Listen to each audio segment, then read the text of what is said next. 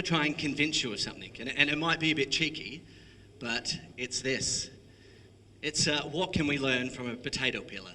And you have to trust me a little bit and come along on the journey, but hopefully at the end, you'll be convinced.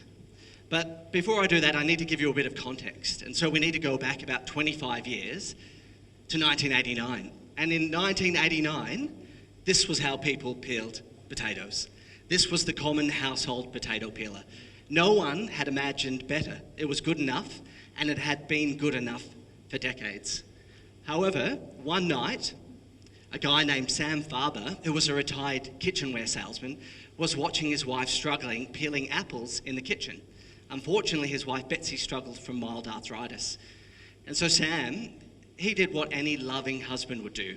He promptly stood up, walked over to the kitchen, took the peeler from her hand, and then ran out the back door into the garage, determined to design and create a better vegetable peeler. And so then what he did next, Sam started looking around, started playing with things in his garage, wrapping things around the handle peeler, running back in the kitchen, giving it back to his wife and saying, yeah, does that work? Is that better for you? Eventually, Sam exhausted a number of different options, walked over to an old bicycle and removed the rubber grip, and he did this. He put the rubber grip on the end of the peeler, ran back into the kitchen and handed it to his wife. She tried to peel the apple and, it mostly worked. She could peel it, she could control it. And Sam was incredibly excited. He managed to go to bed that night and wake up the next day, and he called up some of his friends from a design studio in New York. And he told them about the problem that he was trying to solve, the problem of Betsy, an apple, and making an apple tart. And so what happened then, the design studio in New York kicked off a design process that most creative agencies do. They did this. They started off with a humble peeler and Sam's idea and Betsy's problem and made one peeler. And they started testing that peeler, seeing if it worked, and then looking at the failures and successes and then moving on to the next peeler, making small changes. And maybe some of those changes wouldn't be recognisable, but each peeler building on the success and failure of the last. And each time handing it back to Betsy and people like Betsy trying to peel apples and experiencing it. And eventually, they came up with this. This is called the OXO Good Grip. And I know for us today, it's pretty hard to get excited about this. But in 1990, this was pretty radical. And we've got to remember that no one imagined greater in 1990. So in 2000, 10 years later after the invention of the OXO Good Grip, it won the Design of the Decade. And I think to appreciate that, we really need to see it in context. The OXO Good Grip lived in a world of metal peelers. No one had imagined greater, but Sam did, and Sam imagined greater for Betsy. So in an interview to the LA Times, Sam said, it's really hard thinking about my vegetable peeler being radical, but, I guess it was. And it was. It's a simple device and it's a novel story. But what it really touches on, it's the processes that creative agencies do to create new and innovative products. It's about sort of design thinking about things that might not exist and imagining a different future. And so design thinking, it's a word, actually it's just two catchy words squished together to make it sound better. But it's at the heart of sort of innovative thinking. It's about thinking of better things. And it's the thinking that sort of makes us reimagine how we might book accommodation online, like Airbnb, or the way that we communicate with each other, like Facebook. It's about thinking differently. Now, I know when we all think of design, we think it's about making things pretty. And I need to deal with a bit of a misconception there. If making things pretty was the objective, Sam could have ran back into the garage and just done this. And I don't think Betsy would have been too happy with him and all of the other arthritis sufferers in the world. So, design, we do make pretty things, but it's a lot more than that. Design really is about how something works. And if it didn't work, it wouldn't have been successful. So, what do we try to do as designers? And these are sort of the three major principles for design thinking. And one is viability. Should we do the things that we're trying to do? Is it feasible? Does the technology exist? Is it going to be too expensive? And desirability, making sure that the thing that we make, people want it, and it's focused on people. And We try to get right in the middle there, right in the sweet spot, the convergence of most of those things. You know, good design tries to sit in there, and bad design might just be too expensive, or nobody actually wants the thing that we're making. Design thinking is a lot about asking the right questions. And at its heart, it embraces this idea of divergent thinking. And so divergent thinking is, you start with a problem, but it's really about imagining possible solutions. And it's not about imagining one solution, it's about imagining as many as you can. And this could be an idea that is absolutely ridiculous, that everyone in the room laughs about, to one that's not so ridiculous. And maybe only one of those ideas is the rubber grip that you put on the end of a peeler, and then you can start working to refine that idea, move it through the process, and then introduce a new product. So thinking differently and being imaginative and creative and not being constrained by criticism or what people think about you or think about the ideas. It's about unconstrained thinking. But at its heart, and at the heart of all good design, it's about people. Now, Sam didn't ask the question, can I make a peeler that I can sell for $7 because it'd be good for business? He didn't ask that question at all. He said, can I make a peeler so my wife, Betsy, can peel apples, and people like Betsy can peel apples? It was focused really on the individual, on the desirability and the need of that individual. And so good design is really about empathizing, understanding, or trying to understand as best as we can the needs of people, thinking about a Betsy and making a problem that personal. It's also learning by making. It's about unleashing that inner child and playing blocks. And this is probably where most people who see the work that we do don't really understand it too much, because there's a lot of play involved. And that means, you know, exploring new ideas. Probably the best example of this is to think about how that design studio in New York worked. They made the first handle, and then that moved into the next, and each success and failure evolving, building into the next until they came up with a final product. But at its heart, it's about failure. It's about failing early. And if anything that design does, and it does well, it's about embracing failure. Facebook has a motto which is move fast and break things. And there's a really popular saying in Silicon Valley which is fail fast, fail early, and fail often. Because the quicker we fail, the better our ideas, and the quicker our ideas will evolve. And the next one is participation. And Tim Brown, who's the CEO of IDEO, which is a design firm really famous for popularising this approach, said that design is far too important to be left to designers. And you know, I agree with him. And what that really means is just including people in the design process, and not at the very end. Don't hand them an OXO good grip and ask them their opinion of it. It's getting them right in early, handing a peeler with a rubber handle in the kitchen, and then including them all the way through the process. For me and the team at Catalpa, we try to fuse this idea of design thinking, international development, and the possibilities of technology, and try and squish them all in together. And really, what we really want to do and what we're passionate about is trying to use those ideas that drive innovation for the consumer world, and place them over here in international development. And as I said before, I think great design starts with asking really important questions. And so these are some of the questions that we've been asking ourselves. In 2012, we were asked a question by a really great local health organisation: how do we improve communication between mothers and their midwives in Timor-Leste? And at the heart of this question, it's just that understanding that personal relationships matter. And if we can make mothers and midwives talk more, then there's a good chance that a mother will seek quality health care.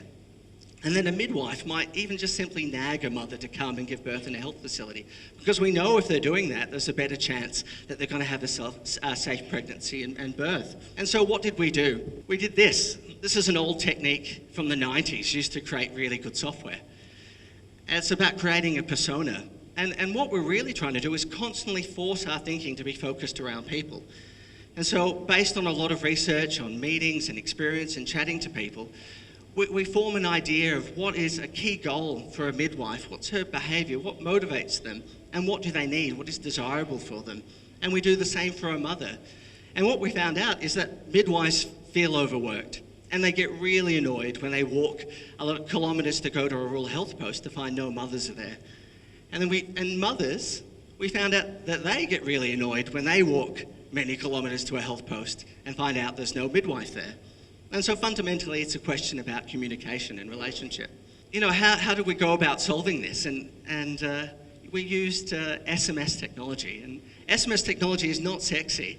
And if anyone tells you it is, you should disagree with them. It's the shiny potato peeler of our time. But for us, we just try to think of it a bit differently. How can we use SMS, a simple technology, to improve the relationship between mothers and midwives and make them talk more? And so what we did for a mother, and what's really desirable for a mother, is if she's got a problem, she can reach out and someone can answer that question. So we created a function where she can request help over a mobile phone. And for a midwife, it's about communicating, about managing her workload and connecting better to her patients or mothers-to-be.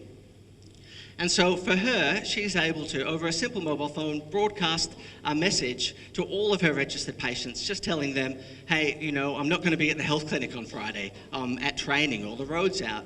You know, that's really simple personal information, but it's about building a solid relationship. And on top of that, we're able to send SMSs about healthy pregnancy and birth to mothers. So desirability is a really important thing. We're thinking about how someone experiences a survey.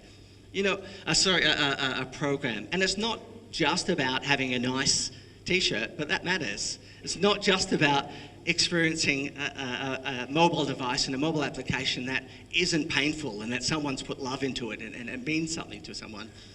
It's that whole experience, and it's about valuing people and about valuing the work that they do.